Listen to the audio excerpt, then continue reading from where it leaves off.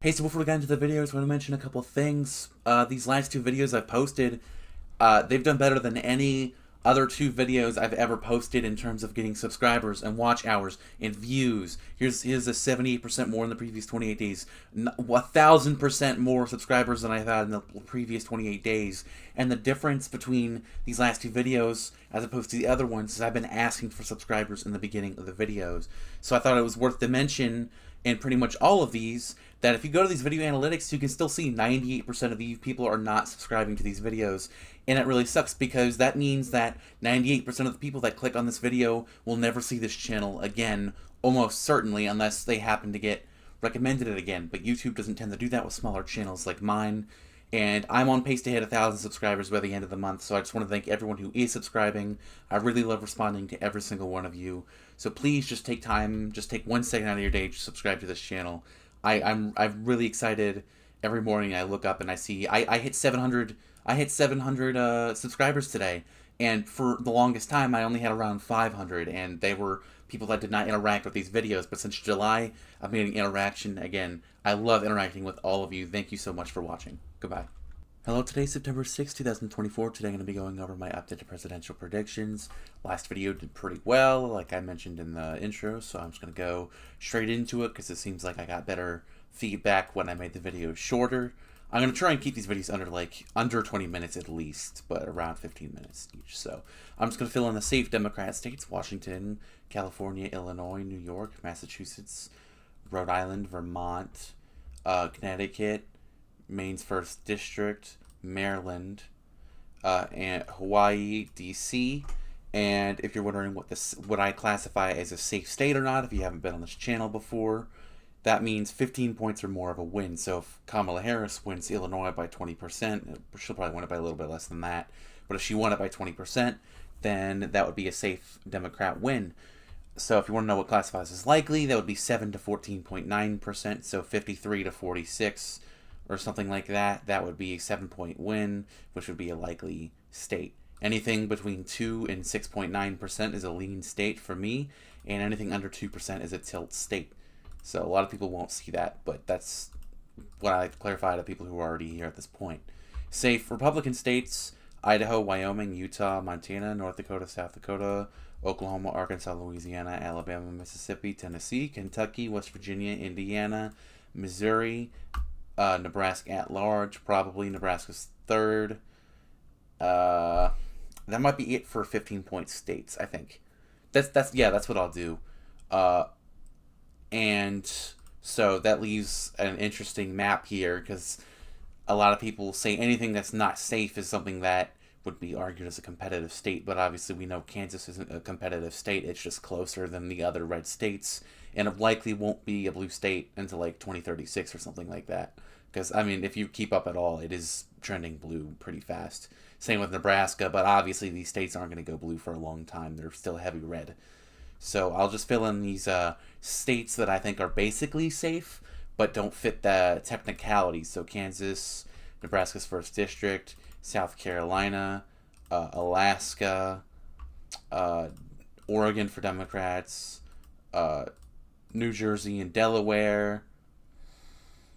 You could argue Maine at large is basically safe at this point. I'm not going to. So those are the states that won't really be competitive at all. I say double digits at the very least. I am going to add a new safe state today for Democrats. I am going to say they're going to win Colorado by 15%. I think that Colorado's politics much more align with the popular opinion of big policies like price gouging, and Lauren Boebert, I'm sure, does not help Republicans here.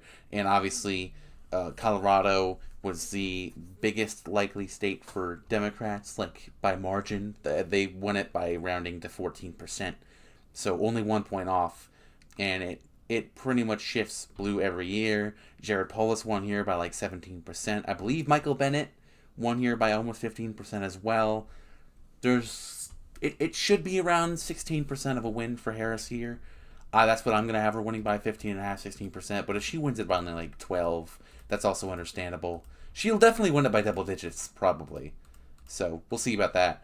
I'm also going to put New Mexico and Virginia as pretty likely for Democrats as well. Those are like second tier likelies where they're more competitive, but I'm not going to say they're 100% guaranteed to go to Democrats. Like, there's obviously a chance Republicans go and carry Virginia. I don't see it happening, but it's definitely possible. So second tier of likely states for Republicans, I'm really only going to do. Oh yeah, I guess I could add New Hampshire and Maine at large with New Mexico and Virginia. I think that's and I'm going to go with Minnesota as well. I think Harris is going to win here by 8%. Let's say 8.23%. Let's go with that. That sounds really exact, and if that ends up being correct, that's going to be crazy. But I might as well guess a margin if I'm going to guess at all. I'll probably do margins towards the end of the year, and when I do that, I'll be able to make my prediction on the popular vote because I can just use the election shuffler, and I'll actually show people how to use that if they're curious how the popular vote would look like with that. But obviously, we don't know how turnout's going to be. I don't know how many votes are expected or anything. So yeah, I'm going to give Ohio and Iowa likely Republican treatment. If you're a Democrat and you think Iowa and Ohio is in play, it's really not. But the rest of these states is where it gets really interesting because these are the main states. I usually put Florida as likely. Today's going to be the first election. I move it down to lean. Now, that doesn't mean I think Florida's in play. I absolutely think Florida has 0% chance of being... Okay, let's say a 5% chance of being a Democrat state. There's obviously it's technically possible, but it shouldn't happen. And pretty much the most of my feedback from Democrats that have been critical have been me writing off Florida and Texas, and I think Texas is more likely to go Democrat than Florida is at this point. Like, Texas is shifting blue while Florida's shifting red. Democrats are losing support among Hispanics. They're going to do better than they were with Biden as of right now. But yeah, I'm also going to give Trump lean likely treatment in Maine 2nd District and Texas. Poll came out today. YouGov had him up only 3 in Texas, which is within margin of error to lose the state. And obviously, if he loses Texas, he has basically no path. I mean, technically he has a path, but that would mean Harris can't win any of these 7 states at all. She would not be able to win a single one, including Nevada. And let's be honest, if she wins Texas, she's going to win pretty much all the... Actually, I'm going to say if she wins Texas, she's winning all these states. So, but I don't have her winning it right now. It's lean. I might be able to move it to tilt at one point. It depends. She might crush the debate. We'll see. If she loses the debate, I think she's kind of screwed. I'm also going to move Nebraska 2nd. We're going to keep it as lean, actually. I was thinking about changing it to likely, but I'm going to keep it as lean, and that makes this 226 to 219. And this is where a lot of my changes come in. But I only changed... What did I change? I changed 1, 2... I only changed 3 states today. Let me try to think. No, I changed 4. I changed 4 classifications. I moved Florida down to lean. I moved Colorado up to safe. I'm moving Nevada up to lean if it was not already. I'm a lot more confident in Harris's ability to win Nevada than I was about a month ago, where I had Trump winning the state regardless of Harris's victory that I had her winning at the time. She really needs to win Nevada, because if she does lose Pennsylvania, then she would only need to win Georgia or North Carolina, because that would outdo the electoral votes that she would lose in Pennsylvania. And I guess I'll get to this now. Wisconsin and Michigan, if you haven't seen, Trump's not spending money here. He's not visiting here as much as he is pretty much any other states. He spent like $5 million on average in every swing state besides PA and Georgia. Those are the only 2 states that he spent more than $10 million in. And what I mean $10 million, he spent around $40 million in Pennsylvania and Georgia alone, at least as of now up until Election Day. But he spent less than like $8 million in Wisconsin, Michigan, Arizona, Nevada, North Carolina, Florida, and Texas. He's not spending any money in any of those states. He's only spending money in PA and Georgia. And that's really surprising, and that's why I made this title today, is I'm giving Harris North Carolina. As of right now, obviously we'll see how it narrows up. She is barely losing in almost every poll by 1, maybe 2%, but I've also seen her up in several North Carolina polls. And if Georgia was a hint at anything in 2020, that would mean that Democrats might finally break the barrier that they can never quite seem to break in North Carolina.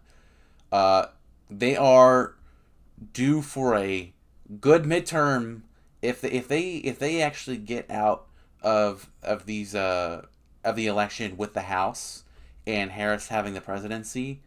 They might actually flip North Carolina's Senate seat as well in 2026, along with Alaska, assuming Peltola wins. I'm assuming Peltola will win her House seat and then run for Senate. I don't really know. No one really knows, but that is something that they have had internal polling about, and they're debating about Peltola running for Senate. I don't know if she'll caucus with Democrats or not, but she probably will. But let's get to these. These are the three interesting states that are left. Pennsylvania, I'm still giving to Harris. I've seen a lot of arguments. I saw someone today say, "Oh, Democrats are acting like they don't even need Pennsylvania." Democrats are well aware that they need Pennsylvania. Stop acting like that's the state they spent the most money in. Don't act like they don't need their money in PA. They obviously need to spend their money in PA more than any other state, because if they win PA and Nevada, then they don't need Arizona, they don't need Georgia, they don't need North Carolina, they don't need Texas, Florida, Ohio, or Iowa. Like, none of those states that were considered swing states in the last 10 years. They don't need a single one of them as long as they win Wisconsin, Michigan, and PA.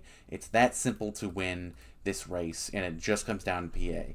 I have a feeling that, again, Harris is going to win this debate on, I believe, Tuesday. So if she does not win this debate, I will probably give Trump PA, North Carolina, and Georgia back. But as of right now, I'm giving her all three by tilt amount. I'm sorry if that thing on Ohio is annoying you. Every time I double click on any state, you see it highlights. That is because I locked the map. Someone said in my last video that I was like moving the map around too much, so I was trying to keep it still for some people.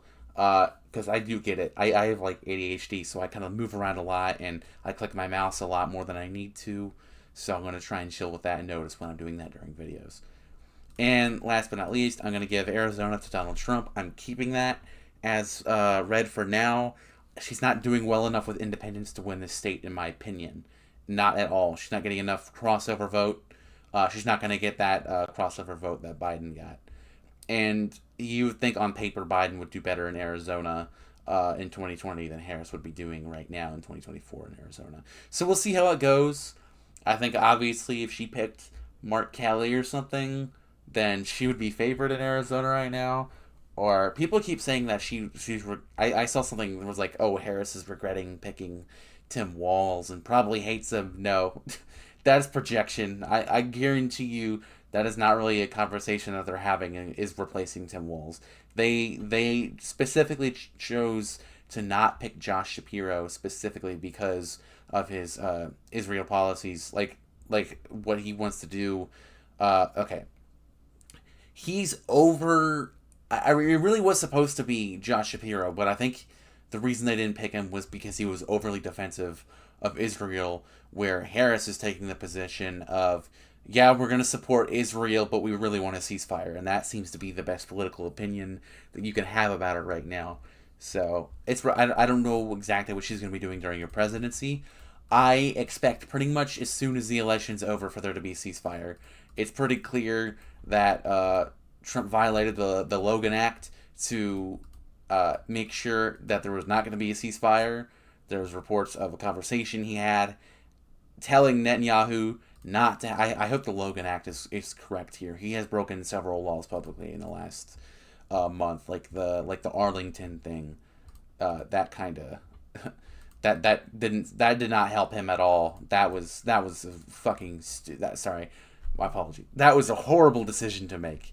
That was a moronic, stupid decision to make, and that was not smart. It did not get him a single vote. I can guarantee that.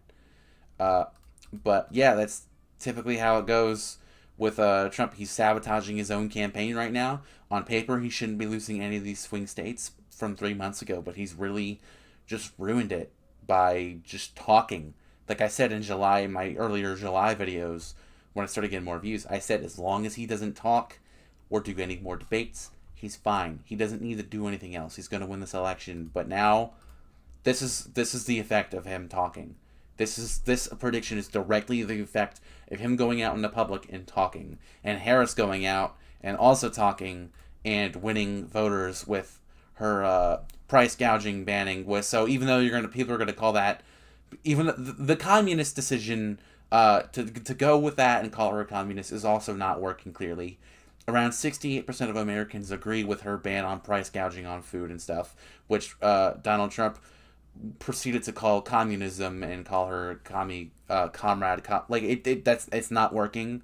It's not working. His strategy is not working. He needs to win this debate if he wants to go out there and do anything worthwhile and salvage his campaign. Because as of right now, he's still very easily going to be able to win this election, not by a landslide or anything, but it won't take that much for him to come back. So, but he, again, like I said, he's sabotaging himself. Thank you everyone for watching. Sorry if I didn't keep this short enough. Have a good day.